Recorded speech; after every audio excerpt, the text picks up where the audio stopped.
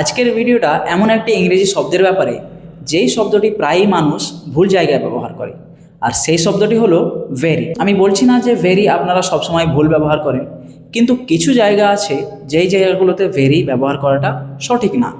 আজ সেগুলো নিয়ে কথা বলবো, তাহলে ভিডিওটি শুরু করা যাক। প্রথমে আসি এমন কিছু শব্দের কথায় যার নিজস্ব অর্থে চরম বা খুব লুকিয়ে আছে। তো উদাহরণস্বরূপ ধরুন আপনি বললেন the play was very fantastic, নাটকটি খুব ভালো ছিল।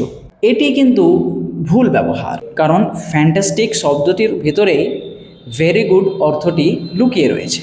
এই জন্য ভেরি ফ্যান্টাস্টিক ব্যবহার করা ভুল। এখানে ভেরির ব্যবহারের কোনো প্রয়োজন নেই।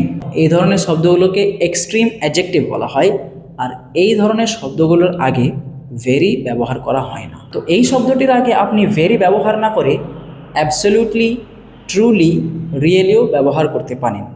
যেমন absolutely fantastic, really fantastic, truly fantastic. একই রূপ very delighted, very freezing, very terrified ব্যবহার করাও ভুল। এর বদলে অ্যাবসলিউটলি ফ্রিজিং বা আটারলি টেরিফাইড বলা উচিত। এই টপিকের সেকেন্ড পার্টটি দেখার জন্য চ্যানেলটিকে সাবস্ক্রাইব করুন। দেখা হচ্ছে পরের ভিডিওতে।